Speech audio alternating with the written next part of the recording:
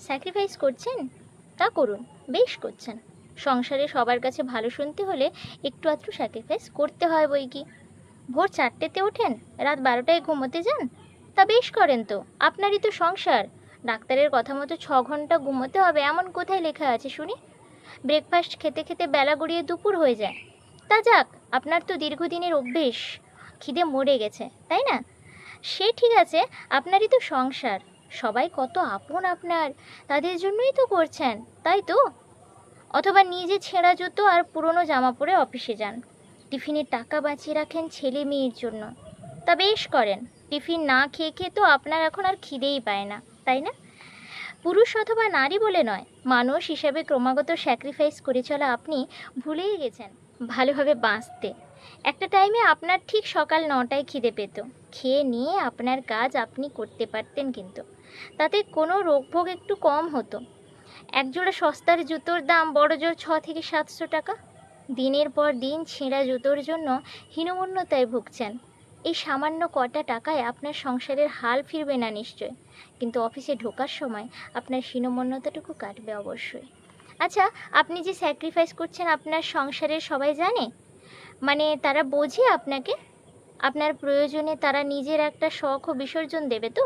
নাকি ভেবেই নিয়েছে যে এ তো এরকমই, এ ভোর রাতে পাশ বালিশ জড়িয়ে আর 1 ঘন্টা ঘুমোতে ইচ্ছেই করে না? নাকি এভাবে এর নতুন জামা জুতো লাগেই না অফিস যেতে? নাকি এটা ভাবে এই কাজগুলোর দায়িত্ব শুধু আপনার, বাকিরা কেন দায়িত্ব নেবে? আপনি কি জানেন দস্যু রত্নাকরের পাপের ভাগ নাকি তার পরিবারের কেউ নিতে চায়নি, অথচ সে চুরি করতো তার পরিবারের সকলের অন্নের জোগানের জন্যই। অবশ্য সকলের দায়িত্ব আপনার, তাদের ভালো রাখার দায়িত্বও আপনার। সংসারে কেউ একটু বেশি করবে, কেউ একটু কম, তাই বলে নিজের সবটুকু অবলীলায় বিলিয়ে দিলেন, অথচ যাদের বিলিয়ে দিচ্ছেন তারা এটাকে তাদের প্রাপ্য হিসাবে ধরে নিচ্ছে। এমন যেন না হয়, তাহলে কিন্তু দিনের শেষে মনে হবে আপনি শুধুই দিতে এসছেন, প্রাপ্তির ঘর কিন্তু শূন্য। তাই আগে নিজেকে ভালোবাসুন, টাইমলি খাবার খান, সময় মতো ঘুমোন। আপনারই তো সংসার, জেলখানা তো নয়। ধীরে সুস্থে সারবেন হাতের কাজ, কোনো তাড়াহুড়ো নেই। গান শোনার শখ থাকলে সামান্য অবসরে একটু গান শুনে নিন। সময় বের করে একটু বই পড়ুন, দেখবেন নিজেকে খুব ভালো লাগছে। আয়নার সামনে দাঁড়িয়ে মনের মতো করে একটু সেজে নিন, দেখবেন খুব ভালো লাগবে। নিজের হাজার অভাবের মধ্যে আর 5 জনের জন্য যেমন কিনছেন, তেমনি নিজের পোশাকও কিনুন। সবার সঙ্গে সঙ্গে আপনারও বয়স বাড়ছে, কমছে জীবনের রঙিন দিনগুলোর সংখ্যা। তাই একতরফা স্যাক্রিফাইস করবেন না, টেকেন ফর গ্র্যান্টেড হবেন না।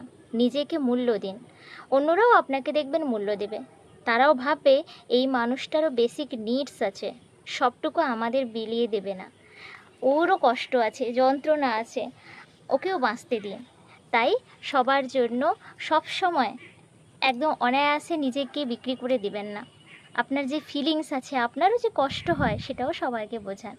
আমার গল্প যদি আপনাদের ভালো লাগে অবশ্যই চ্যানেলটিকে সাবস্ক্রাইব করে আমার পাশে থাকবেন এবং কমেন্ট করে জানাবেন এগুলো আপনাদের কেমন লাগছে। আমার মনে হয় একটু হলেও আমি মোটিভেট করতে পারছি। আপনাদের যদি দৈনন্দিন জীবনের সাথে আপনারা রিলেট করতে পারছেন আমার গল্পগুলোকে, অবশ্যই কমেন্ট বক্সে লিখবেন। সবাই ভালো থাকবেন, সুস্থ থাকবেন, দেখা হবে পরের ভিডিওতে। নমস্কার।